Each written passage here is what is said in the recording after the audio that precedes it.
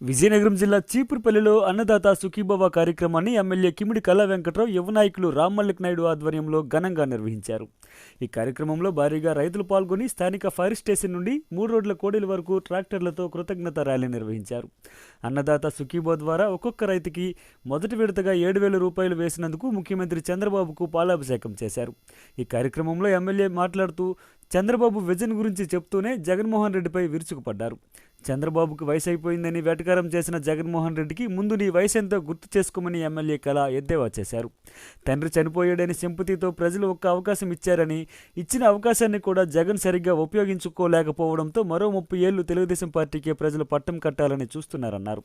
ఈ కార్యక్రమంలో చీపురుపల్లి నియోజకవర్గ మాజీ ఇన్ఛార్జ్ కుచ్చెర్లపాటి త్రిమూర్తులరాజు, మండల మాజీ ఎంపీపీ రౌతు కామనాయుడు, మాజీ ఆర్ఈసీఎస్ చైర్మన్ దన్నాన రామచంద్రుడు, నియోజకవర్గ బీసీసీఎల్ అధ్యక్షుడు ముల్లు రమణ, గరివిడి మండల మాజీ ఎంపీపీ పైల బలరం, మండల పార్టీ అధ్యక్షుడు సారిపాక సురేష్, మెరకముడిదం మండల మాజీ ఎంపీపీ తాడి సన్యాసి నాయుడు, ఏఎంసీ చైర్మన్ తాడి చందు, కోట్ల మోతీలాల్, గొర్ల మండల మాజీ ఎంపీపీ వెన్నె సన్యాసి నాయుడు, మాజీ జడ్పీటీసీ తిరుమలరాజు కిరణ్ రాజు, మండల పార్టీ అధ్యక్షుడు చనమల మహేష్ తదితరులు పాల్గొన్నారు. 10 లక్షల కోట్ల రూపాయలు ఖరీదు కలిగినటువంటి ఫ్యాక్టరీలన్నింటినీ కూడా మన రాష్ట్రంలో తెస్తున్నారు. ఈ 10 లక్షల కోట్ల ఫ్యాక్టరీలో 30 లక్షల కోట్లు వ్యాపారం చేస్తే గానీ వాళ్ళకి కిట్టదు.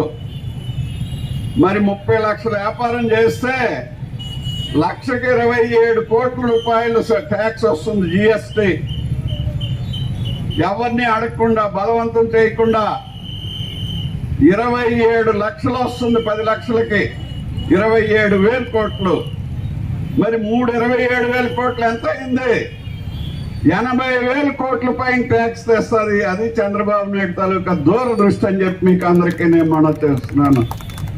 మరి ఆ డబ్బు వస్తే ఇప్పుడు మనం ఇస్తున్నవన్నీ కూడా నేను చెప్పినవి డబుల్ అవ్వచ్చు, ప్రాజెక్టులు కట్టవచ్చు. మరి జగన్ చేసిన పాడైపోయిన రోడ్లు ఎంత బొక్కలు కప్పుతున్నా మళ్ళీ పైకి వెళ్ళిపోతున్నాయి. అవి జగన్ పెట్టిన బొక్కలు అలాంటివి 5 సంవత్సరాలు వదిలేశాడు కాబట్టి మరి ఎంత మీదకి కప్పినా కింద నుంచి ఇతరునికి వెళ్ళిపోతున్నాయి. మరి అన్నింటినీ మళ్ళీ పండుగ ముందు బాగు చేస్తాం, దసరాకే బాగు చేస్తాం అని చెప్పి మీకు అందరికీ నేను మనవి చేస్తున్నాను. మరి ఈవేళ జగన్ మాట్లాడుతున్నారు, ఆయన ఏదో వాళ్ళ నాన్న చనిపోయాడు ఒకసారి చూద్దామని చూస్తారు. దోలు తీరిపోయిందా లేదా? తాగినోడికి దోలు తీరిపోయింది. ఏదో భూములు వచ్చాయి మనకు, భూములో వాళ్ళకేమో కట్టలు, నోట్ల కట్టలు.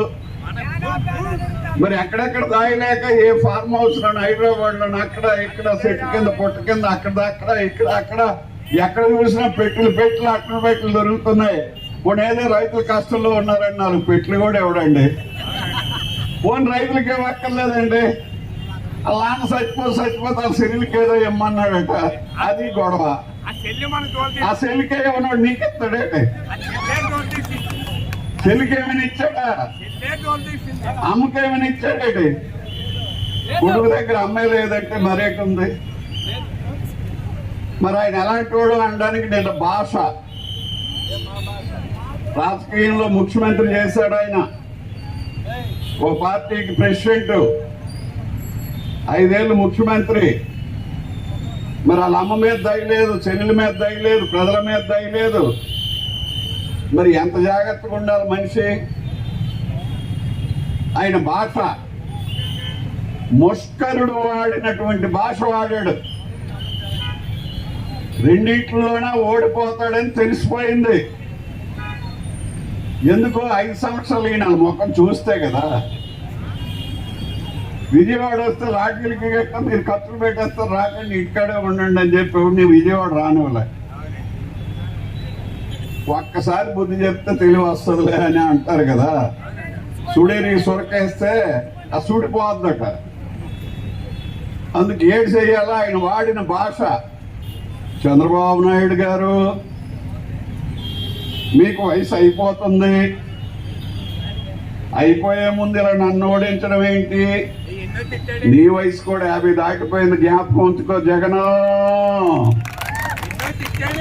నువ్వు ఎప్పుడైతే ప్రకృతికి విరుద్ధంగా మాట్లాడుతున్నావో, తల్లికి విరుద్ధంగా మాట్లాడుతున్నావో, చెల్లికి విరుద్ధంగా మాట్లాడుతున్నావో, ప్రకృతిలో ఈ రోజున మరి ఆంధ్రప్రదేశ్లోనే కాదు భారతదేశం మొత్తం మీద ముఖ్యమైన నాయకుడు, సీనియర్ నాయకుడు. అందరూ ఇవాళ ఏదైనా ఉంటే మా చిన్నప్పుడు హరికృష్ణ గారు ఒక కథ చెప్పారు.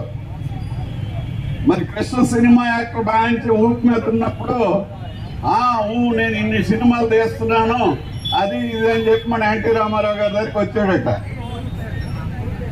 వచ్చి అన్నగారు మరి నా ఎంత స్పీడ్గా మీరు నాగేశ్వరరావు లేడని అన్నాడట. అంటే రామారావు గారు అన్నారంట, మరి ఎందుకురా ఇవన్నీ 116 గుంజీలు ఎవరు ముందు తీస్తారో చూద్దాం అంటే, నేను ముందు వేస్తానని బాగా తీసాడట కృష్ణ. 116 అయిపోయాయండి అన్నాడట. ఆ తర్వాత రామారావు గారు గుంజీలు తీశారట. కృష్ణ నువ్వు లెక్క పెట్టు అన్నాడట. అది లెక్క కన్నా స్పీడ్కి ఈయన గుంజీలు తీస్తున్నాడట. సగం అయ్యేసరికి అన్నగారు మరి వద్దండి మళ్ళీ మీరు తీయమంటే నేను తీయలేదు, నేను కాళ్ళ మీద పడిపోయాడట. చంద్రబాబు నాయుడు గారు ఎక్కినట్టు నువ్వు ఎప్పుడైనా బస్సు మెట్లు ఎక్కావా అని అడుగుతున్నా. జగన్మోహన్ రెడ్డి ఎప్పుడైనా బస్సు మెట్లు ఎక్కాడండి? ఏదైనా నువ్వు ఇప్పుడు రామ్మలిక్ నాయుడు తోట అప్పలనాయుడు తోట పరిగెడతావా? చిన్నప్పటి నుంచి కుట్రలు కుతంత్రాలు, తల్లి మీద కుట్రలు, తండ్రి మీద కుట్రలు, అప్పగిరిల మీద కుట్రలు, చదువుకుంటే కాలేజీలో మాస్టర్లు కొట్టడం. మరి ఇవన్నీ చూస్తుంటే ఏంటంటే ఇప్పటికైనా పులివెందల్లోనే అర్థం చేసుకొని సరైనటువంటి ట్రీట్మెంట్ ఇచ్చారు. 12,000 ఓట్లుంటే 680 ఓట్లు పడ్డాయి. అంటే 1000కి ఎంత ఒకటి కూడా కాదు, 1000 ఓట్లకి ముక్క ఓటు పడింది. 12,000 ఓట్లకి ముక్క ఓటు పడింది. పోనీ ఒక 2, 3, 5% ఏర్దురు జనం. ఎప్పుడైతే ఈ ముష్కర భాష చంద్రబాబు నాయుడు గారి మీద 2 రోజుల ముందు మాట్లాడాడో అయిపోయాడు. నువ్వు మాకు మరి వద్దురా బాబు, ఇంకెవరినైనా చూసుకుంటాం. ఎందుకంటే 43,000 కోట్లు తినేసి 12 సంవత్సరాల నుంచి కోర్టుకు వెళ్ళడు, అక్కడ జరగనివ్వడు, ఏది కానివ్వడు. కానీ మీకు ఈ సెంటర్లోని ఇప్పుడు మీరు ఎవరిదైనా పర్సు పోతుంది, సాయంకాలంకే పోలీసు వాడు లోపలితో వేస్తాడు, ఎల్లుండి ఉదయం మేజిస్ట్రేట్ గారేమో అడిగి 20 రోజులు జరిమానా వేసేస్తారు. మరి ఈ పెద్ద మనిషి 43,000కి 12,000 అయింది. మళ్ళీ ముఖ్యమంత్రిగా 5 సంవత్సరాల్లో ఒక సారా మీదే ఎంతో వెళ్ళిపోతుంది, పెట్లకి పెట్లు. ఇంకెన్ని బొక్కలు ఉన్నాయి? మరి ఈ బొక్కలన్నీ కలిసి పెద్ద బొక్కలు నేను తోయేస్తారు కదా, ఆపుతారేంటి? పోస్తారా లేదా? గడి కొడండి, తొయ్యాలా? పోస్తేనే జనం బాగుపడతారు. కాకపోతే మళ్ళీ ముష్కర్లు అందరూ వెనకాల తయారై మన మీద పడతారు, వసూలు చేస్తారు. అమ్మవారి పండుగ అంటారు, వీధిలో పండుగ అంటారు, ఇవాళ మీటింగ్ ఉందంటారు. శిష్యులందరూ అలాటోలే కదా, రావణాసుడు శిష్యులు అలాటోలే, దుర్యోధన శిష్యులు అలాటోలే. దుర్యోధన వెనకాల దుష్ట చతుష్టయం ఉండేదా లేదా? మరి అలాగే ఈయనకు ఒక 5 శిష్యులు.